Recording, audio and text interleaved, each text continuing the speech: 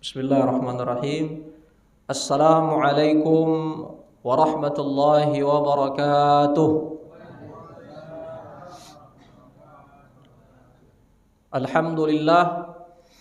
Alhamdulillahi rabbil alamin. Wassalatu wassalamu ala sayyidil mursalin sayyidina Muhammadin wa ala alihi wa ashabihi wa man tabi'ahum bi ihsanin ila yaumiddin. Asyhadu an la ilaha illallah wahdahu la syarika lah wa asyhadu anna Muhammadan abduhu wa rasuluhu la nabiyya wa la rasula ba'dah. Subhanaka la ilma lana illa ma 'allamtana innaka antal alimul hakim. Rabbi shrah li sadri wa yassir li amri wahlul 'uqdatam min lisani yafqahu qawli. Allahumma anfa'na bima 'allamtana wa 'allimna ma yanfa'una wa zidna ilman wa hudan wa tuqan wa salahan ya rabbal alamin. Amma ba'du. Bapak-bapak, ibu-ibu, hadirin hadirat, orang-orang tua saya yang insyaallah kita berdoa kepada Allah, mudah-mudahan awak yang ada dalam masjid ika termasuk ke dalam hamba-hamba Allah yang senantiasa Allah muliakan. Amin ya rabbal alamin. Mengawali kajian awak pada malam hari ini, mari kita sama-sama senantiasa bersyukur kepada Allah Subhanahu wa taala. Yang mana pada malam hari ini Allah Subhanahu wa taala masih izinkan kita. Allah Subhanahu wa taala masih perkenankan kita untuk melaksanakan salat maghrib secara berjamaah. Dan mudah-mudahan awak mendapatkan ganjaran daripada salat berjamaah itu. Salat berjamaah itu kata Nabi sallallahu alaihi wasallam, salatul jama'ati tafdulu salatal fadhi. Salat berjamaah itu lebih utama, lebih baik daripada salat sendiri-sendiri. Bisab'in wa ishrina darajah. Jadi perbandingannya itu adalah bisab'in wa ishrina darajah. 27 derajat. Jadi alhamdulillah tadi awak sudah melaksanakan salat maghrib secara berjamaah. Dan insyaallah awak lanjutkan pula dengan kajian. Setelah kajian ke berakhir nanti awak insyaallah pun akan melaksanakan salat isya secara berjamaah. Mudah-mudahan fadilah dari salat isya pula akan kita dapatkan. Apa kata Nabi sallallahu alaihi wasallam dalam sabdanya? Man shallal isya'a fi jama'atin. Siapa yang salat isya secara berjamaah, maka faka'annama qama nisfal lail. Maka pahala baginya itu sama seperti orang yang melaksanakan salat malam nisfal lail, selama setengah malam. Itu kan luar biasa. Kalau awak tak bisa melaksanakan qiyamul lail setengah malam, paling tak jangan ditinggalkan salat isya secara berjamaah. Lalu setelah itu kita pulang, kita istirahat, insyaallah besoknya subuh awak melaksanakan salat subuh secara berjamaah. Maka Nabi melanjutkan hadisnya tadi. Kata Nabi sallallahu alaihi wasallam, "Man shallas subha fi jama'atin." Siapa yang salat subuh secara berjamaah, faka'annama shallal laila kullah. Maka baginya pahala itu seperti orang yang salat malam. Sebanyak apa? Kalau tadi isya setengah malam, kalau iko salat subuh yang awak lakukan secara berjamaah, pahalanya sama seperti orang yang melaksanakan shallal laila kullah. Ini melaksanakan salat malam semalam penuh. Wah, itu luar biasa. Jadi semakin tinggi level kesusahannya itu, semakin besar ternyata pahala yang Allah berikan. Jadi kalau awak tidak bisa melaksanakan salat malam, setengah malam ataupun sepenuh malam, maka jangan sampai awak meninggalkan dua itu, salat isya secara berjamaah dan salat subuh secara berjamaah. Mudah-mudahan awak yang sudah diberikan oleh Allah Subhanahu wa taala keistiqomahan untuk melaksanakan itu, maka awak doakan pula saudara-saudara awak yang di rumah yang masih lalai, kita doakan pula agar supaya mereka dapat melaksanakan salat 5 waktu itu secara berjamaah. Amin ya rabbal alamin. Lalu selanjutnya Bapak Ibu sekalian, bersolawat pun kita kepada Bersolawat kita pula kepada Nabi kita Nabi Muhammad sallallahu alaihi wasallam, karena beliau telah bersusah payah membimbing para pengikutnya, membina kita umatnya, serta membawa manusia pada umumnya keluar daripada kehidupan jahiliyah kepada kehidupan yang Islamiyah. Kata Nabi sallallahu alaihi wasallam, "Man shalla alayya salatan." Kata Nabi, siapa yang bersolawat kepadaku salatan, satu kali solawat aja, maka kata Nabi sallallahu alaihi biha asyara, maka Allah subhanahu wa ta'ala akan bersolawat kepadanya sebanyak asyara, 10 kali. Apa makna daripada Allah subhanahu wa ta'ala bersolawat kepada hambanya? Kalau perhatikan setiap Jumat itu biasanya khatib tidak lupa menyebutkan ayat berkaitan dengan Allah bersolawat. Atau kalau kamu perhatikan itu di masjid-masjid Pekanbaru itu biasanya sebelum azan disebutkan ayat yang berkaitan dengan Allah bersolawat. Ayat apa kira-kira?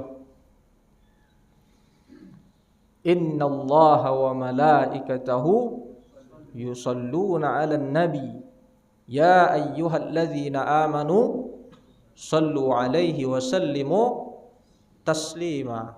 Apa kata ayat Allah di situ? Innallah, sesungguhnya Allah, wa malaikatahu, begitupun para malaikatnya, yusalluna 'alan nabi, Allah itu bersolawat kepada Nabi. Maka diperintahkan setelah itu, sallu alaihi wa sallimu taslima. Awak pun diperintahkan untuk bersolawat. Di situ Imam Al-Qurtubi menyebutkan makna daripada Allah bersolawat kepada hambanya itu Allah subhanahu wa ta'ala memberikan rahmat. Jadi makna solawat Allah kepada hambanya itu adalah Allah berikan dia rahmat. Kalau perhatikan kehidupan awak sehari-hari kok Pak, itu ternyata yang awak minta-minta selama ini ternyata rahmat itulah.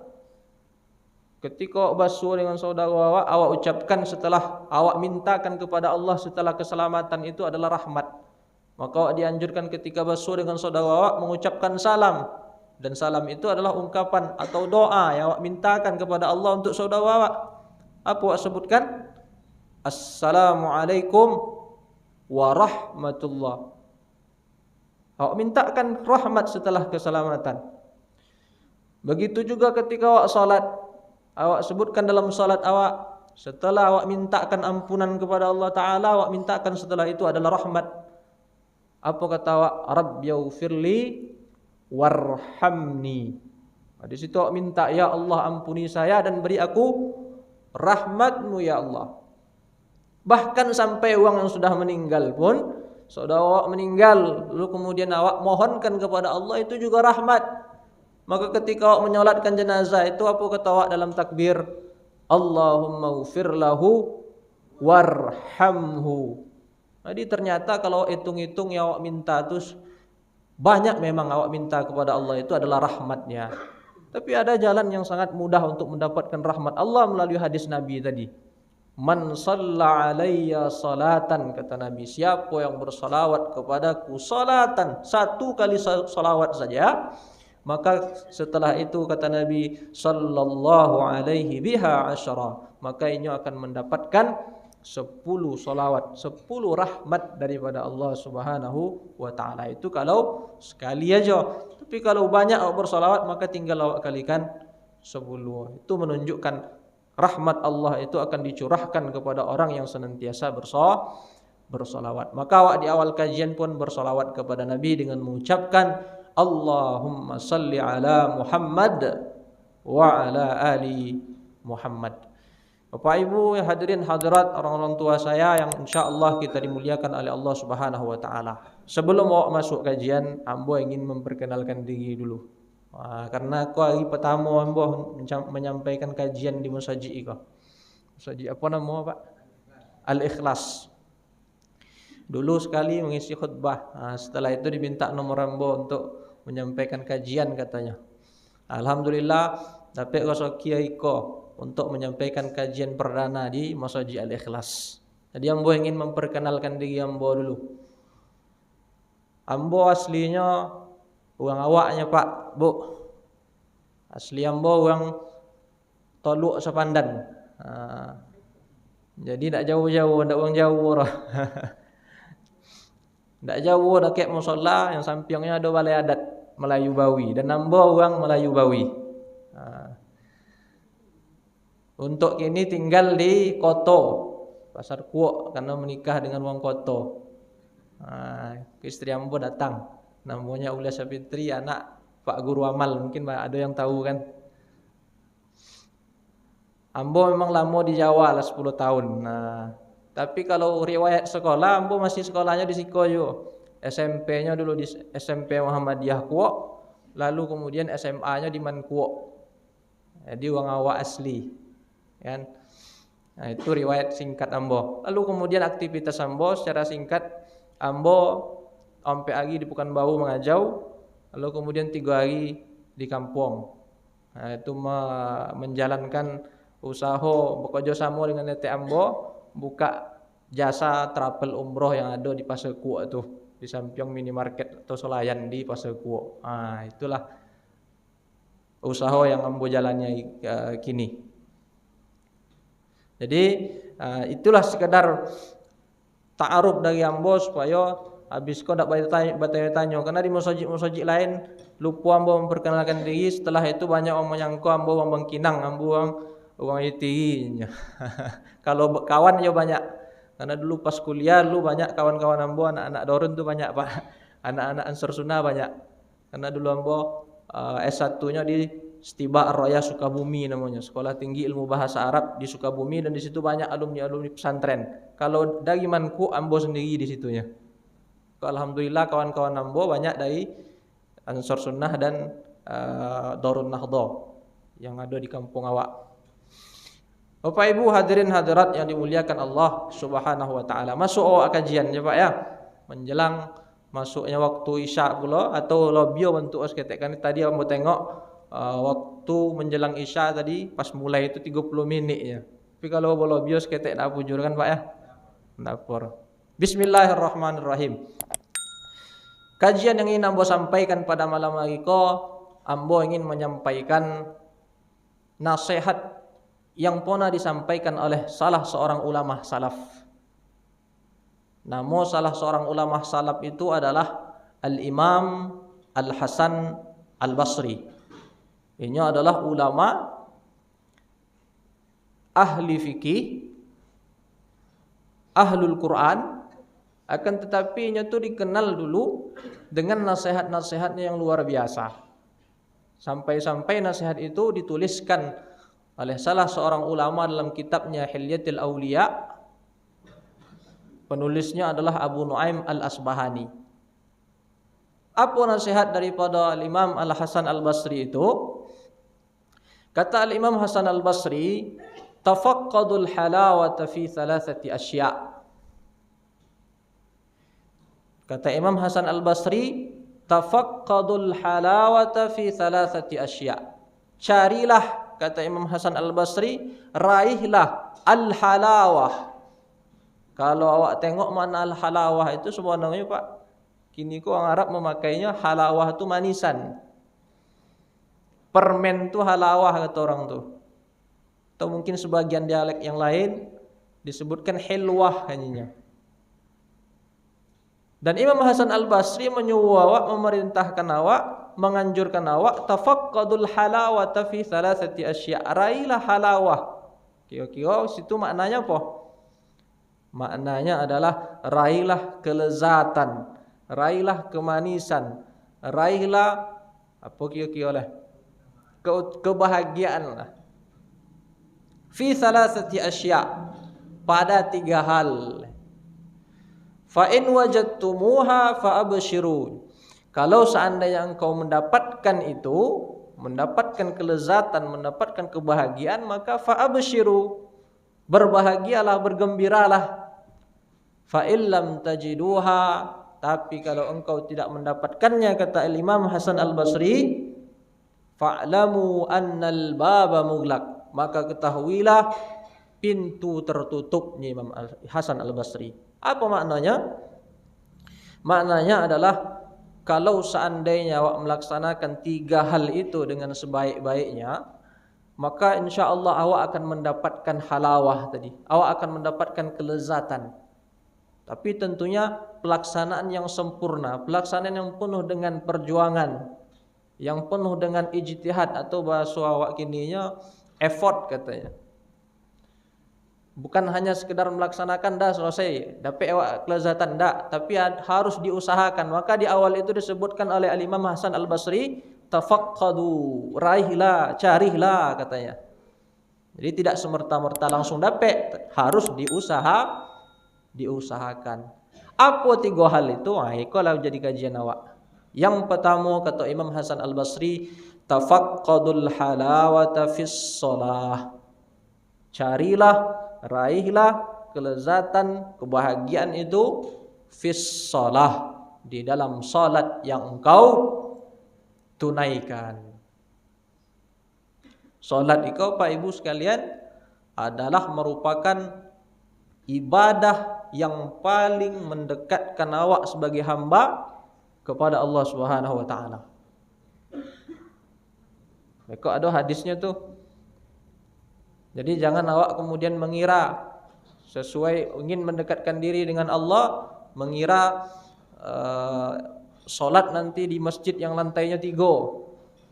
Lalu di situ awak mengira sinilah saya dekat dengan Allah. Tidak. Atau tidak, jangan kita mengira ingin mendekatkan diri kepada Allah atau ingin berada paling dekat dengan Allah karena jarak. Awak ditakdirkan oleh Allah Subhanahu wa taala ada di Indonesia kan? Lalu kemudian awak mengira Allah itu dekat dengan orang-orang yang ada di Mekah, di Madinah. Tidak.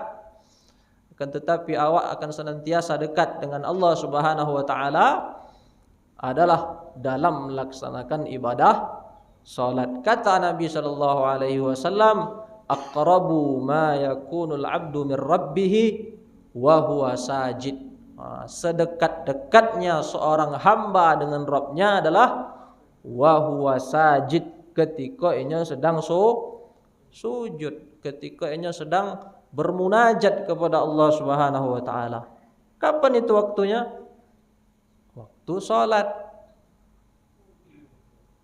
Oleh sebab itu awak harus senantiasa banyak berdoa sejatinya di dalam salat itu. Karena dekat awak dengan Allah itu waktu salat, terutama pada waktu sujud itu. Lalu di hadis lain Nabi sallallahu alaihi wasallam terkait dengan salat itu menyebutkan pula, kata Nabi, ju'ilal qurratu 'aini fis shalah. Allah Subhanahu wa taala menjadikan qurratu 'ain. Qurratu 'ain itu pelipur lara, ya. Allah menjadikan kepada Nabi itu pelipur lara, penyejuk mata di dalam salat. Dan ini menunjukkan Bapak Ibu sekalian bahwa dengan salat itu, kalau salat itu sesuai yang awak kerjakan dengan apa yang diajarkan oleh Nabi sallallahu alaihi wasallam, maka kita juga akan mendapatkan itu, yaitu ketenangan. Pelipur lara tadi bisa kita sebutkan as-sakinah, ketenangan, ketentraman, kedamaian.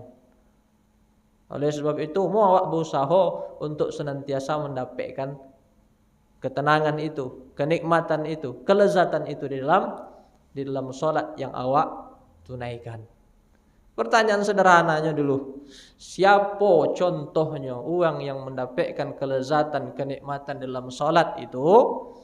Maka contoh yang pertama dan paling utama tak lain tak bukan dia adalah Nabi Muhammad sallallahu alaihi wasallam.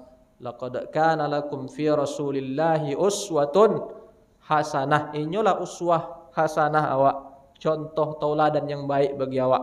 Maka contoh yang pertama dan paling utama, sebagai orang yang pertama kali mendapatkan nikmatnya salat itu, awak ambil Nabi sallallahu alaihi wasallam. Uang tadakek dengan Nabi Muhammad sallallahu alaihi wasallam itu adalah istri beliau. Siapa istri beliau tu? Aisyah radhiyallahu taala anha. Katanya menyebutkan Nabi itu melaksanakan salat malam, kata Aisyah, kana an-nabiy sallallahu alaihi wasallam yusalli minal laili hatta tatafattar qadamahu. Ini Aisyah. Dulu Nabi sallallahu alaihi wasallam tuh melaksanakan salat malam itu, kata Aisyah, hatta tatafattar qadamahu, sampai bongkak kaki Nabi sallallahu alaihi wasallam tuh. Awak lagi bongkak ya, Pak? Awak lagi bongkak kaki awak ni, Bu? Ya, kalau ditanya bongkak kaki awak lain kan. Awak lagi bongkak, Nabi bongkak kaki awak pun bongkak juga kaki awak ya kan. Tapi penyebabnya yang berbeda. Ya tak? Kalau anak-anak awak, cucu-cucu awak tanya ketika bongkak kaki dia apa, bongkak kaki yang yuang ya, Pak? Nah, itu jawab tadi main bola sliding dek kawan bongkak jadinya kan. Itu kalau anak-anak awak atau cucu-cucu awak. Kalau awak yang kini lah tua kau, awak tanya, dia apa bongkak kaki wo, dia apa bongkak kaki tua, apa jawaban agak? Asam urat ni ya kan.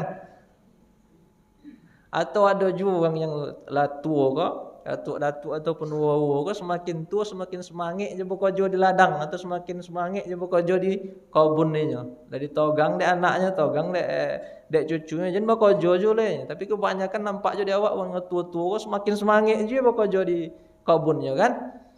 Akhirnya selesai bekerja bongkak kaki ya kan. Itu fakta.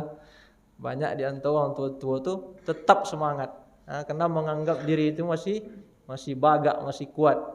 Kalau sudah bongkak kaki baru tergasuk Jadi ternyata waktu bongkak kaki awak sama dengan bongkaknya Nabi, tapi penyebabnya berbeda. Kalau awak tadi bekerja, kalau awak tadi kena asam urat, tapi Nabi SAW bongkak kakinya gara-gara solat. Itu Aisyah yang mengatakan hatta tatafattar qadamahu, sampai bongkak kaki Nabi gara-gara solat malam. Kio-kio dia apa bongkak kaki wo? Iya lama toga Nabi SAW bongkak kakinya gara-gara lama tegaknya. Lalu pertanyaan selanjutnya, kenapa Nabi SAW tegaknya lama? Karena panjang ayat yang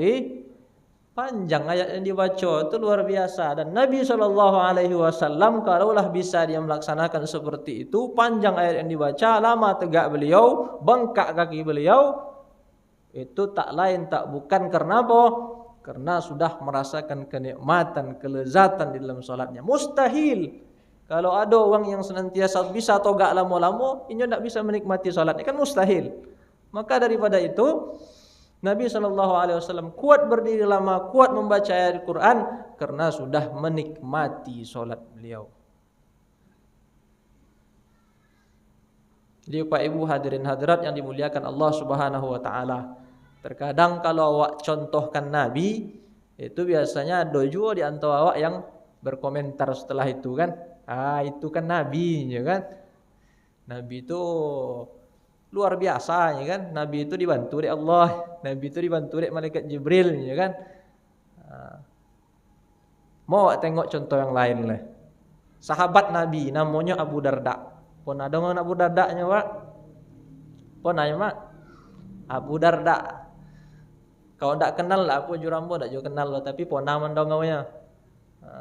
Kalau menengok langsung tak pernah roh. Apa tentunya kan Abu Darda? Lain. Nama Mas Haji itu bukan bau, nama Abu Darda ini. Abu Darda itu sahabat Nabi SAW. Dalam sebuah riwayat pernah disebutkan bahwasanya Abu Darda itu setelah inya pernah menjadi imam salat malam, besok paginya datang orang-orang berbondong-bondong kepada beliau. Apa kata orang-orang kepada beliau Abu Darda itu? Ya Abu Darda, wahai Abu Darda, laqad arahtana al-lailah ya Abu Darda. Sesungguhnya malam tadi ya Abu Darda, engkau menjadi imam salat malam itu, laqad arahtana, engkau membuat kami rehat. Arahtana itu dari kata araha yurihu irahatan. Maknanya adalah membuat rehat, membuat rohah. Rohah itu bahasa Arab, bahasa awaknya rehat. Sama dengan istirahah. Istirahah itu bahasa Arab, bahasa awaknya istirahat. Waktu rehat, waktu istirahat itulah yang senantiasa awak mintakan kalau awak senantiasa ponek bekojo. Kalau awak sebagai seorang murid dulu belajar ponek-ponek sampai sakit kepala awak belajar terutama pelajaran menghitung, matematika, fisika, kimia kan, waktu yang sangat awak mintakan atau yang sangat awak inginkan adalah waktu istirahat. Karena di istirahat itu awak nyaman, tenang. Selesai dari berpikir panjang. Begitu juga kalau seandainya awak pekojo kau bekojo di perusahaan atau bekojo di tompek-tompek yang menguras keringat awak, maka waktu yang awak mintakan, waktu yang awak inginkan itu adalah waktu istirahat. Karena di waktu istirahat itu awak tenang, awak nyaman. Maka kata para sahabat tadi, setelah melaksanakan sholat malam bersama Abu Darda, paginya kemudian berkata mereka kepada Abu Darda, "Ya Abu Darda, laqad arahtana al-lailah ya Abu Darda." Wahai Abu Darda, malam tadi ketika engkau mengimami salat malam kami merasa tenang ya Abu Darda. Kami merasa nyaman ya Abu Darda. Kami merasa damai, tentram ya Abu Darda. Itulah perkataan orang-orang yang mengikuti salat malam bersama Abu Darda. Kira-kira apa yang dibaca di Abu Darda itu, Pak? Apa yang dibaca di Abu Darda, Mak? Dalam riwayat itu disebutkan Abu Darda membaca rubu'ul Quran. Yang Abu Darda baca itu adalah seperompeknya Al-Quran. Banyak seketek dia seperompek itu, Mak. Banyak. Kalau Al-Quran itu 30 juz, maka seperompek daripada 30 juz itu berapa? Oh ya, ada sekitar 7 juz setengah atau 7,5 juz. Itu luar biasa kan? Hitunglah tengok bekok Quran. Sabab tobe 7 juz Al-Quran itu. Itulah yang dibaca oleh Abu Darda ketika ia mengimami salat malam. Lalu besoknya orang berbondong-bondong datang kepada Abu Darda mengatakan, "Laqad arahtana al-lailata ya Abu Darda." Kalaulah seandainya Abu Darda itu hidup di masa awak, Pak, ya, imamnya di masjid awak, katakanlah ketika solat tarawih, kio-kio tolok tak ada awak. Imamnya Abu Darda itu dengan ayat yang dibacanya rubu'ul Quran, seperompek Al-Quran 7 juz. Lei tolok kio-kionya, Mak? Apa-apa lei toloknya? Kalaulah seandainya datang tiba-tiba kan pengurus masjid yang bayi surprise untuk jemaahnya kan, datang Abu Darda mengimamkan salat tarawih itu, kio-kio besok paginya orang pun datang juga berbondong-bondong. Tapi tidak ke Abu Darda nya, siapa? Ke pengurus masjidnya. Kio-kio apa nyuang ke pengurus masjidnya tu gak? Jen bojo lainnya kan. Ada ndak imam yang lainnya yang lebih copek? Ini orang kini kan suka dengan paket yang ekspres, yang copek, ya kan? Begitulah perbedaan ternyata awak dengan sahabat Nabi, dengan Nabi itu sendiri. Orang itu dulu bisa melaksanakan sholat malam begitu lamanya. Kenapa? Tak lain, tak bukan karena sudah merasa nikmat, merasa kelezatan itu. Makanya awak diminta oleh Al-Imam Al-Hasan Al-Basri untuk apa? Tafaqqadul halawah, untuk mencari, untuk meraih apa? Al-halawah tadi, kelezatan, kemanisan yang ada dalam salat itu. Bapak Ibu hadirin hadirat yang dimuliakan Allah Subhanahu wa taala, maka mau awak sama-sama berusaha. Tapi kalau seandainya caranya beko awak ceritakan, itu panjang kaji beko oleh. Intinya bagaimana cara mencari atau meraih salat yang khusyuk, itu sebenarnya kaji ya. Kalau awak detailkan. Tapi ambo ingin menyampaikan satu saja yang mendasar dulu. Bagaimana caranya agar supaya awak mendapatkan kelezatan. Paling tidak tingkat kelezatan ini kan setiap orang berbeda-beda itu kok kan. Atau tingkat kekhusyukan seseorang itu satu sama lain berbeda-beda. Maka ambo ingin menyampaikan satu saja pada kesempatan kali ini. Bagaimana cara untuk mendapatkan kelezatan dalam sholat itu? Paling tidak awak yang awam-awam kok berusaha awak untuk memahami apa yang awak baca dalam sholat itu. Azan dulu Pak. Lanjut. Oke. Jangan sampai awak hidup lah 50 tahun, 60 tahun, ndak pernah berusaha untuk mengetahui makna apa yang awak sabui, apa yang awak baca dalam solat itu. Maka usahakan dengan sekuat tenaga awak, selagi masa awak hidup itu ada, selagi nyawa masih ada di badan, maka awak berusaha kemudian untuk mengetahui. Maka disitulah sebenarnya peran bahasa Arab itu penting ternyata. Tapi kalau tidak bisa mempelajari bahasa Arab secara detail pada umur yang sudah sampai 30, 40, 50 tahun, maka paling tidak sekarang banyak sampai awak bertanya kan, buya-buya banyak, apalagi di zaman yang penuh dengan perkembangan elektronik itu. Di internet pun banyak kan, bisa awak tengok arti ketika melaksanakan takbiratul ihram apa maknanya, ketika awak rukuk, i'tidal, sujud apa maknanya. Maka paling tidak awak usahakan untuk bisa memahami apa yang awak baca, insyaallah awak akan mendapatkan setelah itu kenikmatan. Insyaallah akan awak dapatkan di situ kelezatan daripada solat yang awak laksanakan. Tapi kalau seandainya tidak awak berarti sekedar membaca ya, sehingga solat itu menjadi sebuah kebiasaan aja. Tapi kalau rutinitas belaka, seperti itu. Jadi mau awak usahakan. Setelah itu baru kemudian awak perhatikan solat-solat, awak laksanakan dengan sepenuh hati di masjid dengan istiqamah, lalu kemudian awak tambah dengan solat-solat sunnah lainnya, maka insyaallah kenikmatan itu akan datang ketika awak melaksanakan solat nantinya. Itu yang pertama. Nasihat Al-Imam Al-Hasan Al-Basri yang pertama yaitu tafaqqadul halawata fis shalah. Raihlah, carilah kelezatan di dalam salat yang engkau tunaikan. Yang kedua kata Al-Imam Hasan Al-Basri, tafaqqadul halawata fiz zikri. Carilah, raihlah kelezatan, kebahagiaan itu fiz zikri, di dalam engkau berzikir mengingat Allah Subhanahu wa taala. Kalau awak tengok sifatnya orang beriman itu, Bapak Ibu sekalian, itu dalam Al-Quran disebutkan innamal mu'minuna alladzina idza dzukirallah wajilat qulubuhum. Orang yang beriman itu ketika zikir, itu berasal daripada kata zikir, sama kan? Idza dzukirallah, kalau disebutkan, kalau diingatkan inya dengan kalimat Allah, dengan kata Allah, maka kemudian apa? Wajilat qulubuhum, bergetar hatinya. Itu baru ketika diingatkan.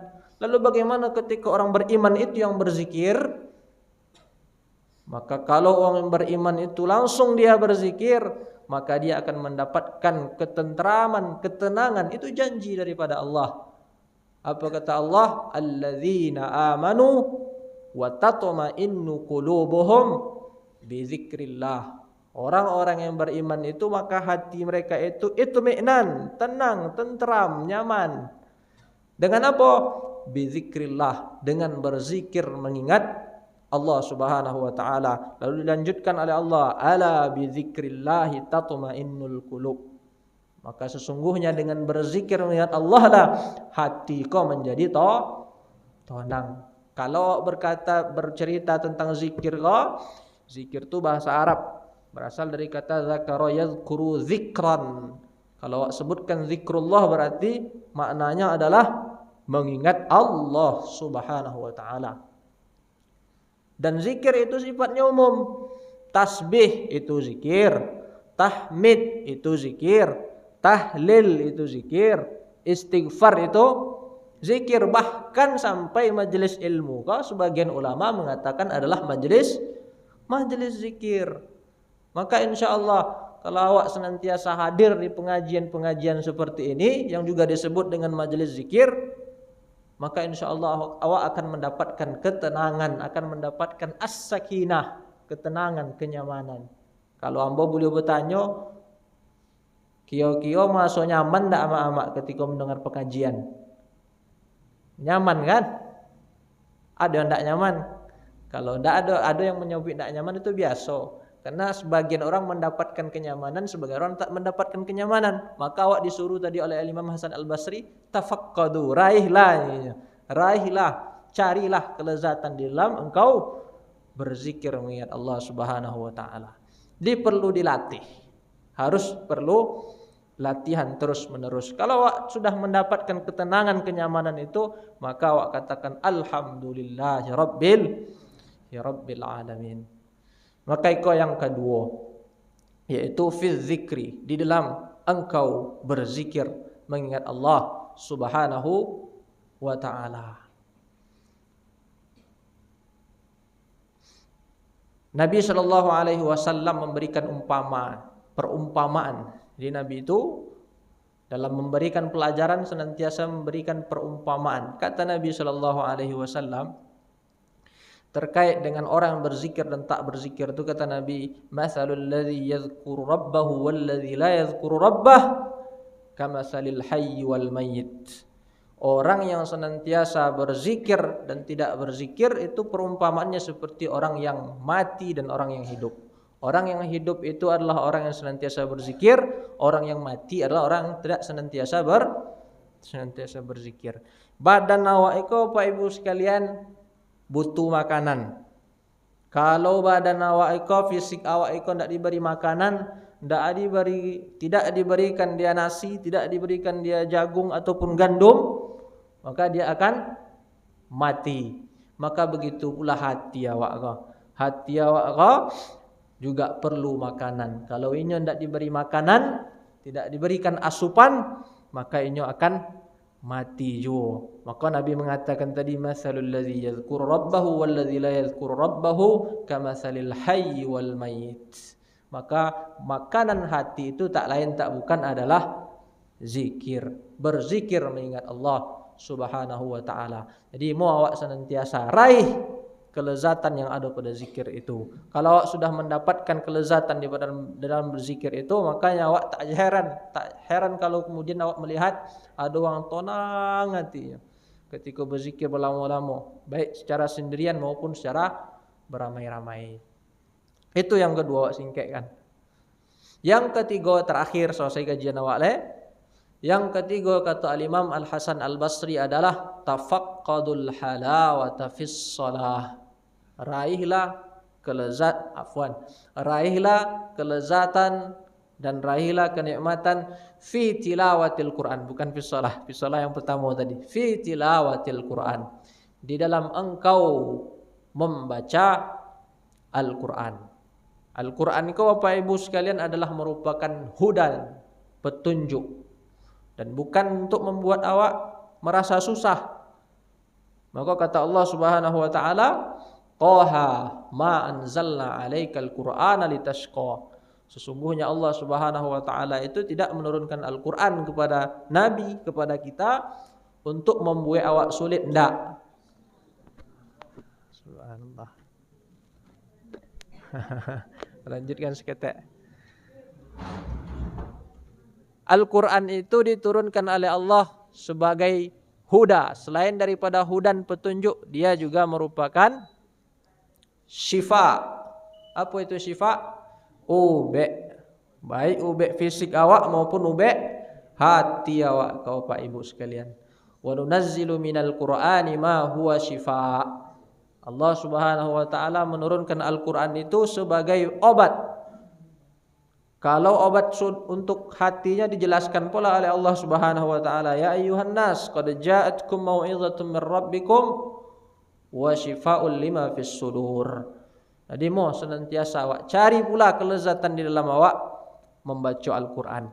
Kalau membaca Al-Qur'an itu untuk mendapatkan kelezatannya itu Bapak Ibu sekalian itu perlu dilatih juga.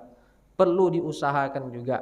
Ibaratnya orang kalau misalkan ambo contohkan kepada kebiasaan orang yang saat ini hobi minum kopi. Kalau ada orang yang hobi minum kopi itu tidak serta-merta langsung bisanya minum kopi. Kok kopi awak ceritakan kok kopi tanpa gula. Kalau kopi yang diminum pakai gula itu biasa-biasa, ada orang bisa minum kan. Kok ada sebagian orang itu bisanya minum kopi itu tanpa gula. Kalau tanya kayaknya tidak pahit kopi yang awak minum. Kau awak minum kau ya Pak. Lalu dijawab olehnya apa? Awak dan lah dapat dan manisnya kopi kau ini. Dia sanggup minum kopi tanpa gula. Ya. Padahal kopi yang diminum pun kini kan yang kopi yang diminum doang tuh kalau di Awaogo di kafe-kafe yang luar biasa itu ada kopi yang dikeluarkan dari, mohon maaf cakap, tempat kotorannya biawak kan, maka disebut kopi luwak, musang. Itu sanggup kemudian oleh orang minum itu tanpa pakai gula kadang-kadang. Ya kan? Kalau tanya dia apa bisa minum kopi macam itu? Lalu dijawab olehnya, saya sudah merasakan manisnya kopi ini katanya. Jadi manisnya kopi itu tidak semerta-merta sekali minum dapat. Pasti ada sebelumnya apa usaha untuk minum secara terus-menerus. Begitu juga ada di antara apa-apa awak kan yang senantiasa mokok misalnya kan. Itu contohnya Pak. Jadi kalau tengok tidak ada orang bisa menikmati rokok orang Pak. Dulu ambo pengalaman dulu tuh ketek-ketek waktu masih remaja dulu. Ambo pernah disodorkan oleh kawan-kawan dulu yang suka mokok tuh kan. Disuruhnya mokok. Ya namanya masih remaja dulu kan. Pernah juga bok-bok dari kawan. Tapi ketika disodorkan oleh kawan tuh, coba mokok tuh batuk-batuk langsung sakit tenggorokan Itu artinya apa? Tidak semua orang bisa menikmati rokok. Tapi ketika tanya apa-apa yang sudah kecanduan rokok itu, ketika tanya dia apa tolok dia apa mabin rokok sabungkui dua bungkui sehari. Apa jawabnya? Dan lah dapat dan mani nyokok kan. Kenapa dia bisa mendapatkan manisnya rokok? Tak lain tak bukan karena ada yang sesuatu yang terus-menerus dilakukan sebelumnya, ya kan? Itulah kunci daripada mendapatkan kemanisan kelezatan itu ada hal yang senantiasa dilakukan secara terus-menerus. Maka awak dalam Al-Qur'an juga harusnya seperti itu. Awak akan mendapatkan kelezatan kemanisan dalam membaca Al-Quran kalau seandainya awak istiqamah membaca Al-Quran itu dalam seharian awak. Makanya Nabi mengatakan Iqra'ul Quran, bacalah Al-Quran ya Nabi SAW. Fa innahu ya'ti yaumal qiyamah syafi'an li ashabi. Karena sesungguhnya Al-Quran itu akan datang kepada engkau di hari kiamat syafi'an, penolong, li ashabihi, kepada siapa? Li ashab, untuk orang yang senantiasa bersahabat. Ashab itu jamak daripada sahib. Ashab itu adalah jamak daripada sahib, yang artinya orang yang senantiasa bersahabat. Jadi jangan kita membaca Al-Quran dalam setahun itu cuma sekali, lalu di akhirat nanti kita mengatakan saya inilah sahibul Quran, saya inilah sahabatnya Al-Quran. Tidak. Siapa sahabat Al-Quran itu? Kalau dulu ambo mengajar 3 tahun di Yogyakarta di pondok pesantren, itu pernah menyampaikan hadis kok. Lalu ambo tanya kepada murid-murid ambo, apa definisi daripada sahabat? Itu banyak definisi daripada santri-santri itu, anak-anak murid ambo. Sahabat adalah orang yang senantiasa ada di kala kita susah dan senangnya kan. Sahabat itu adalah orang yang senantiasa mau bersama kita selalu. Sahabat itu banyak bla bla bla bla bla. Ini menunjukkan mereka paham makna sahabat. Maka begitu juga sebenarnya kita dalam ber-Al-Quran itu. Al-Quran akan menjadi syafi', akan menjadi pembantu atau penolong awak di akhirat nanti. Itu kalau seandainya awak di dunia bersahabat dengan ini. Bersahabat dengan Al-Quran itu macam mana? Membaca Al-Quran itu tiap jangan sampai baca Al-Quran itu hanya sekali dalam setahun atau sekali dalam sebulan. Itu bukan sahabat namanya itu. Maka awak dianjurkan oleh Nabi SAW, Iqra'ul Quran, bacalah Al-Quran itu. Maka insyaAllah kalau awak senantiasa baca dengan terus menerus, walaupun sehari 1 halaman, tapi continue istiqamah, maka insyaAllah awak pun akan mendapatkan kelezatan itu. Bahkan Nabi mengatakan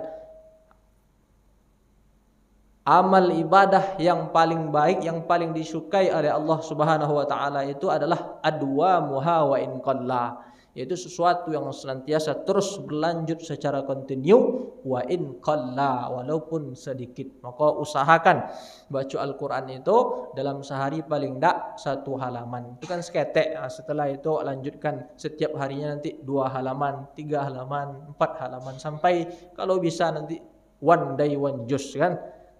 Kan banyak sekarang gerakan-gerakan untuk menggerakkan umat Islam itu untuk membaca Al-Quran. Disebutnya mereka one day one juz, satu hari itu satu juz membaca Al-Quran. Mudah-mudahan dengan senantiasa beristiqamah dalam ber-Al-Quran ni awak pun mendapatkan kenikmatan, kelezatan sebagaimana yang disampaikan, yang dinasihatkan oleh Al-Imam Al-Hasan Al-Basri. Tafaqqadul halawata fi tilawatil Quran. Carilah kelezatan, carilah kenikmatan di dalam engkau membaca Al-Quran. Jadi kalau kajian awak Bapak Ibu sekalian dimuliakan Allah, 3 pesan Imam Hasan Al-Basri, yaitu disuruhnya awak untuk mencari kelezatan. Yang pertama tadi pada apa? Fis salah, di dalam salat yang engkau tunaikan. Yang kedua tadi apa? Fil zikri, dalam engkau berzikir mengingat Allah Subhanahu wa taala. Dan yang terakhir, yang ketiga adalah fi tilawatil Quran, di dalam engkau membaca Al-Quran. Inilah kajian yang dapat ambo sampaikan pada kesempatan kali ini. Banyak bicara, tentu banyak salah ambo, maka ambo minta maaf atas kesalahan-kesalahan ambo. Banyak mungkin perkataan ambo yang tak berkenan di hati apa-apa, ibu-ibu, orang tua ambo sekalian, maka ambo minta maaf. Kanlah dimaafkan ya Pak, Mak. Alhamdulillahirabbil alamin. Maka ambo tutup kajian kau dengan mengucapkan doa kafaratul majlis. Subhanakallahumma wa bihamdika asyhadu an la ilaha illa anta astaghfiruka wa atubu ilaik. Assalamualaikum warahmatullahi wabarakatuh.